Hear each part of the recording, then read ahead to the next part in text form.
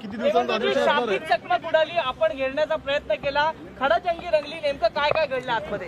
असं आहे की बूम खाली घे थोडे. आता कामकाज सल्लागार समितीच्या बैठकीतनं आम्ही वॉकआउट केलेला आहे. आम्ही विरोध मत त्या ठिकाणी नोंदवलेलं आहे.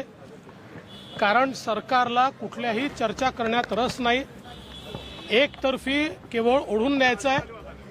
सरकारच्या वतीनं पहिल्यांदा बजेटची प्रोसेस देखील पूर्ण करायची नाही, अशा प्रकारचा प्रस्ताव मांडण्यात आलेला आहे की ज्यामध्ये केवळ बजेट मांडायचं, त्याच्यावर चर्चा करायची, मागण्या मांडायच्याच नाही, जे पूर्णपणे बेकायदेशीर आहे. अशा प्रकारे करता येत नाही. अतिशय स्पष्टपणे या ठिकाणी आमची मागणी होती की पूर्ण अधिवेशन झालं पाहिजे. राज्यामध्ये इतके वेगवेगळे प्रश्न आहेत. वीज जोडण्या तोडण्याचं काम चाललेलं आहे. कायदा सुव्यवस्थेचे प्रश्न मोठ्या प्रमाणात आहेत. शेतकऱ्यांचे प्रचंड मोठे प्रश्न, त्यात अनेक प्रश्न आहेत. हे मांडायचे कुठे? परंतु सरकार हे ठरवून आलं होतं की आपल्याला कामकाज केवळ रेटून न्यायचं आहे आणि कामकाज करायचंच नाही आहे, कामकाजापासून पळ काढायचं आहे. आणि म्हणून त्यांनी अतिशय छोटं आणि कुठल्याही कायद्यात नियमात न बसणारं अशा प्रकारचं अधिवेशन या ठिकाणी घेतलं आहे. स्वतः सुधीर भाऊ मुनगंटीवार यांनी स्पष्टपणे सूचना मांडली की तुमचा बजेटचा प्रॉब्लेम असेल आणि आत्ता तुम्हाला घ्यायचं नसेल तर तुम्हाला लेखानुदान घेता येतं. तुम्ही लेखानुदान घ्या आणि ज्यावेळेस कोरोनाची स्थिती कमी होईल त्यावेळेस फुल फ्लेज बजेट घ्या. पण बजेटपासून पळ काढणं हे महाराष्ट्राच्या इतिहासात यापूर्वी कधी झालेलं नाही. त्यामुळे या सरकारच्या या पळपुट्या धोरणाला निषेध करून, त्याचा विरोध करून आम्ही बिझनेस ॲडवायझरी कमिटीवरनं त्या ठिकाणी बहिर्गमन केलं. देवेंद्रजी, दादागिरी चालणार नाही, त्याचबरोबर राठोडांच्या वेळी कोरोना तुम्हाला दिसला नाही का, असे शाब्दिक आपल्याला बिलकुल निश्चित त्या ठिकाणी. कारण असं आहे की तुम्ही इथे कोरोनाचं सांगता आणि तिथे मंत्री चालले आहेत, मोठे मोठे लोक, 10,000 लोक त्यांच्यासोबत चालले आहेत, कार्यक्रम चाललेले आहेत. त्याच्याकरता कोरोना नाही आहे. आणि या ठिकाणी मात्र अधिवेशन करायचं तर मग कोरोनाची भीती दाखवली जाते.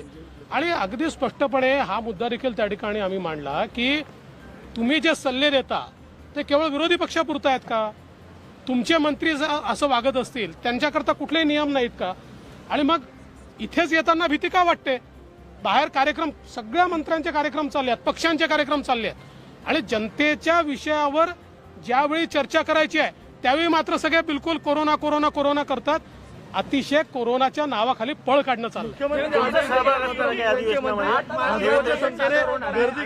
मंत्र्यांसाठी काही वेगळे नियम केले का?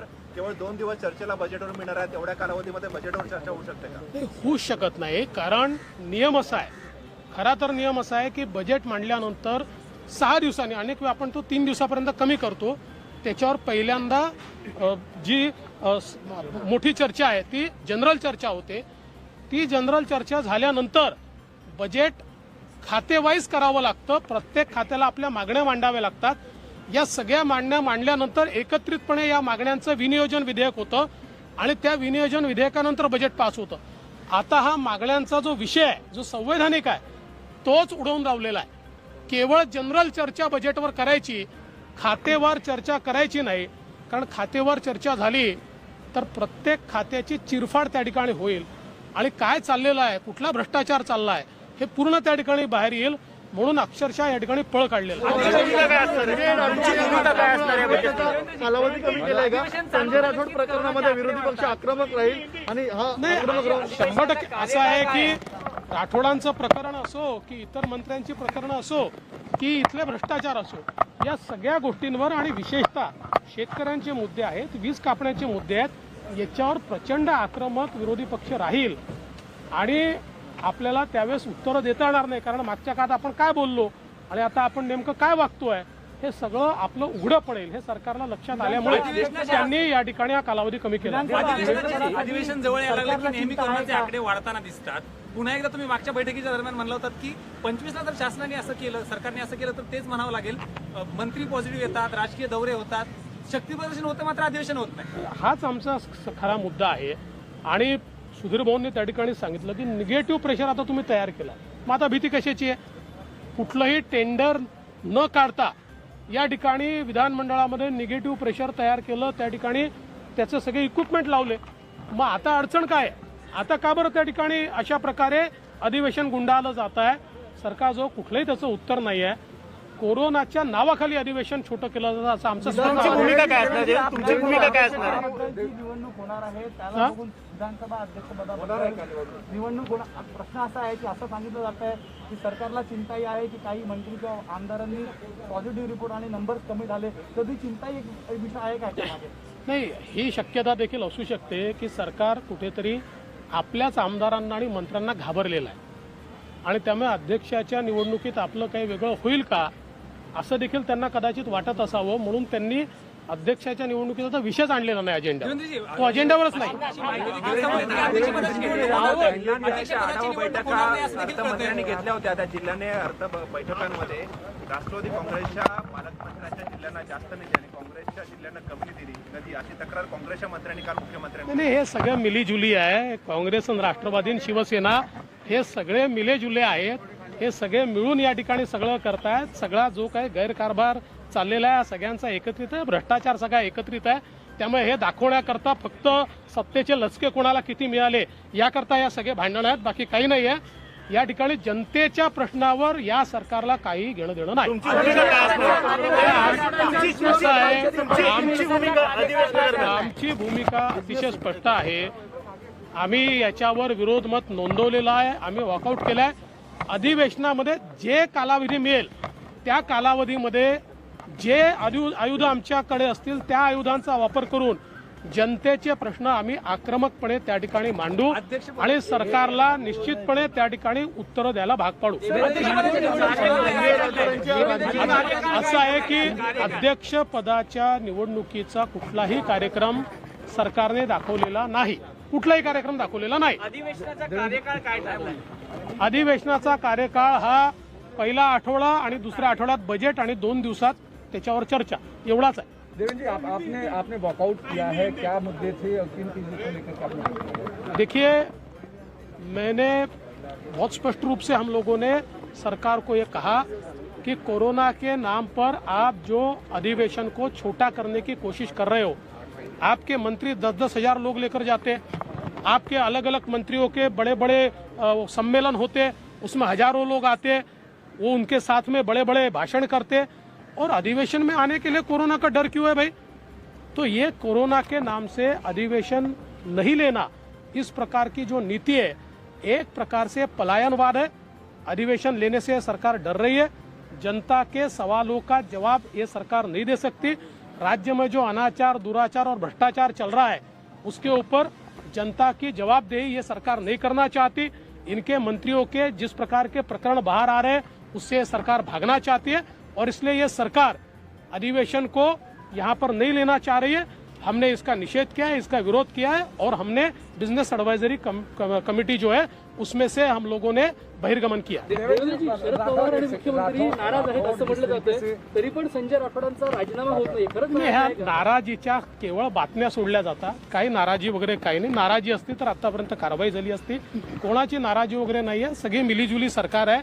मी पहिल्या दिवशीच सांगितलं, नो वन किल्ड जेसिका हा सिनेमा आला होता, त्याप्रमाणे पोलीस याच्या संदर्भात वागतायत. कुठली चौकशी त्याच्यात होत नाहीये. कायद्याचं राज्य आहे कुठे? आणि छोट्या छोट्या गोष्टीवर बोलणारे आमचे गृहमंत्री याच्यावर मात्र बोलत नाहीत. याच्यावर काय तपास झाला सांगत नाहीत किंवा पोलिसांना विचारत नाहीत. त्या सीडीतला आवाज कोणाचा आहे याच्यावर ते बोलत नाहीत. त्याच्यामुळे हे अतिशय स्पष्ट आहे. हे या बातम्या हे नाराज आहे. कोणी नाराज बिराज नाही. सगळं आलबेल आहे. सगळ्यांच्या आशीर्वादाने हे जे काही चाललं आहे ते आशीर्वादानच चाललेलं आहे. एका मुलीचा मृत्यू होतोय आणि जर असा मृत्यू झाला आणि मंत्र्याला वाचवलं गेलं तर राज्यामध्ये एक वेगळा पायंडा पडणार असं तुम्हाला वाटत नाही का? एका मुलीचा मृत्यू होतो तरी मंत्र्याला वाचवलं जातंय, एक राज्यात चुकीचा पायंडा पडणार असं वाटत नाही का तुम्हाला? चुकीचा पायंडा पडलाच आहे. असं आहे की अनेक वेळा प्रकरणं घडतात, परंतु इतके भक्कम पुरावे हे फार कमी प्रकरणात असतात. या प्रकरणात पहिल्या दिवशीपासून पुरावे आहेत. मला असं वाटतं की इतके पुरावे असताना पोलिसांनी कुठलीच कारवाई केलेली नाही. काहीच कारवाई नाही आहे. म्हणजे जर माध्यमांनी या सगळ्या गोष्टी दाखवल्या नसत्या तर मला तर असं वाटतं की या प्रकरणाला हे प्रकरण समाप्त देखील झालं असतं. अशा प्रकारची अवस्था आहे. म्हणून मी म्हटलं कुठेही कायद्याचं राज्य या ठिकाणी पाहायला मिळत नाही आणि हा जो काही पायंडा पाडतायत आणि हे नाराजी फाराजी वगैरे जे सांगतायत सगळा आशीर्वाद आहे, आशीर्वादाने नीट चाललेला आहे. आज घटनास्थळी जाऊन आल्या, स्टेशनला देखील गेल्या, परंतु त्यांना लावून लावलं आणि तशी त्यांनी पत्रकार परिषद घेऊन देखील सांगितलं की पोलीस देखील या सगळ्या प्रकरणाला पाठीशी घालतायत.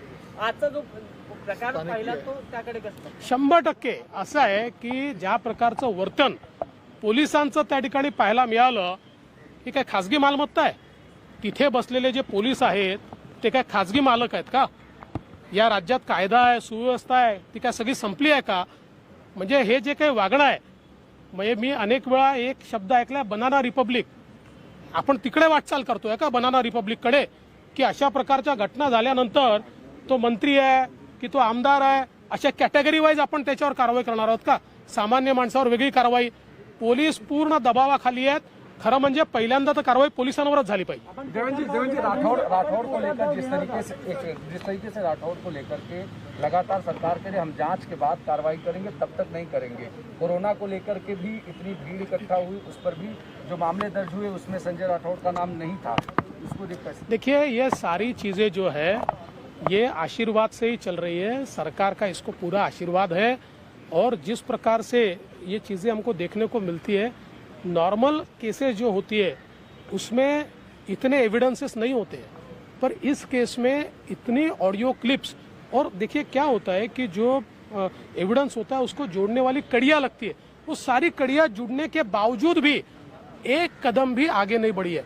हमारे गृह मंत्री को लता दीदी की चौकसी करना है, उसमें बहुत उनको इंटरेस्ट है.